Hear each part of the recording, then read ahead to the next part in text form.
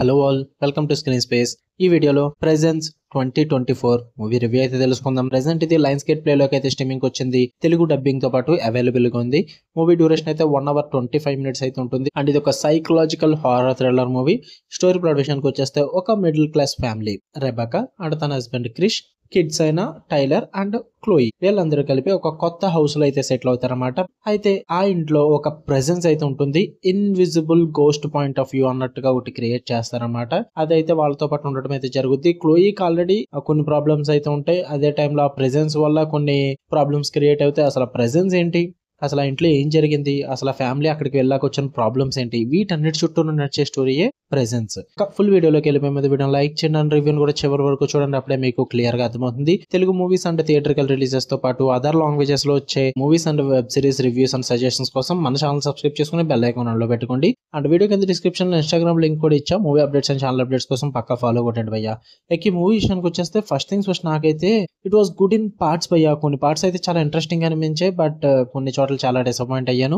Overall గా అయితే it was average movie అని చెప్తా. వన్ టైం వాచబుల్, అది కూడా సైకలాజికల్ హారర్ లవర్స్ కి మాత్రమే. హారర్ అన్నాను కదా అని చెప్పేసి జంప్ స్కేర్స్ ఉంటాయి ఇలాంటివి అయితే ఎక్స్పెక్ట్ చేయొద్దు, అస్సలు ఉండవు భయ్యా. ఇది ఓన్లీ సైకలాజికల్ హారర్ మాత్రమే. పాజిటివ్స్ విషయానికి వచ్చేస్తే గోస్ట్ పాయింట్ ఆఫ్ వ్యూ అన్నది కొంచెం చాలా యూనిక్ గా అనిపిస్తుంది భయ్యా. కెమెరా అయితే వెళ్తుంటుంది, ఆ పాయింట్ ఆఫ్ వ్యూ లో ఆ ప్రెసెన్స్ అన్నదని చూపిస్తుంటారు మనకి. ఆ గోస్ట్ పాయింట్ ఆఫ్ వ్యూ అన్నది చాలా యూనిక్ గా ఫ్రెష్ గా ఉంటుంది. అండ్ హారర్ కంటే ఎక్కువగా ఎమోషనల్ ఫ్యామిలీ డ్రామా ఉంటుంది. అది కొంచెం గ్రీఫ్ అన్న యాంగిల్ ని బాగా వర్కౌట్ అయ్యేలా చూపిస్తారు. అండ్ రెబెకా క్యారెక్టర్ చేసిన యాక్టింగ్ కూడా పర్ఫార్మెన్స్ సాలిడ్ గా ఉంటుంది. క్లైమాక్స్ ట్విస్ట్ అయితే కొంచెం అన్ఎక్స్పెక్టెడ్ గా ఉంటుంది అండ్ హార్ట్ టచింగ్ గా కూడా ఉంటుంది. గెస్ట్ చేయలేరు భయ్య, కొంచెం యూనిక్ గా అనిపించింది క్లైమాక్స్ ట్విస్ట్ అన్నది. రన్ టైం కూడా తక్కువే కాబట్టి అసలు డ్రాగ్ అనిపించదు, ఈజీగా కంప్లీట్ చేయొచ్చు. సటిల్ హారర్ అట్మాస్ఫియర్ అయితే ఉంటుంది. మీకు ఎప్పుడు చూసే హారర్ మూవీస్ లాగా జంప్ స్కేర్స్ అయితే ఎలాంటివి ఏమి ఉండవు. బ్యాక్గ్రౌండ్స్ సైలెన్స్ గానీ ఆ టెన్షన్ గానీ బాగా క్రియేట్ చేస్తారు భయ్య. ఇక నెగిటివ్స్ విషయానికి వచ్చేస్తే ట్రెడిషనల్ జంప్ స్కేర్ సీన్స్ అయితే ఎక్కడ ఉండవు. హారర్ లవర్స్ అయితే చాలా డిసప్పాయింట్ అవుతారు. పైగా మూవీ కూడా చాలా స్లో అండ్ బోరింగ్ గా నడుస్తూ ఉంటుంది. అంత ఎగ్జైటింగ్ అనిపించదు, అంత గ్రిప్పింగ్ అనిపించదు. And ghost logic and time line అయితే క్లారిటీ ఉండదు భయ్య. కొన్ని ప్లేసెస్ లో పక్కా కన్ఫ్యూజ్ అవుతారు. నేనైతే లిటరల్లీ కన్ఫ్యూజ్ అయ్యాను. అసలు చాలా వరకు కూడా నాన్ లీనియర్ స్క్రీన్ ప్లే చూపిస్తారనమాట. అది మనకి ఫస్ట్ అర్థం కాదు, వీళ్ళు నాన్ లీనియర్ స్క్రీన్ ప్లే చూపిస్తున్నారని చెప్పి. లాస్ట్ లో క్లైమాక్స్ ట్విస్ట్ రివీల్ అయిన తర్వాత ఒక్కసారిగా మొత్తం రివైండ్ చేసుకోవాల్సి వస్తుంది అనమాట. ఆ నాన్ లీనియర్ స్క్రీన్ ప్లే చూపించారని చెప్పేసి కావాలనే ఆడియన్స్ ని కన్ఫ్యూజ్ చేశారని, గోస్ట్ పాయింట్ ఆఫ్ వ్యూ పరంగా కానీ వాళ్ళు రాసుకున్న ట్విస్ట్ పరంగా కానీ చాలా కన్ఫ్యూజన్స్ అయితే క్రియేట్ అవుతాయి మీకు లాస్ట్ లో.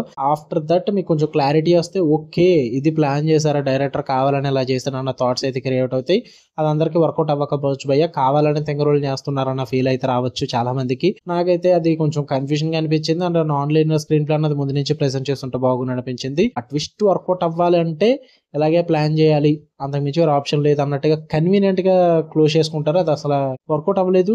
అండ్ ఎండింగ్ కూడా ఎమోషనల్ గా ఉన్నప్పటికీ కూడా సాటిస్ఫైయింగ్ అయితే అనిపించలేదు నాకు. ఓవరాల్ గా మూవీ అయితే వన్ టైం వాచ్ అనిపించింది, మరి అంత సాటిస్ఫై అవ్వలేదు. నేను చూద్దాం అనుకుంటే ట్రై చేయండి. లైన్స్ గేట్ ప్లే లో అయితే స్ట్రీమ్ అవుతుంది. హారర్ ఎక్స్పెక్టేషన్స్ ఉంటే మాత్రం మిక్స్డ్ ఫీల్ అయితే వస్తుంది.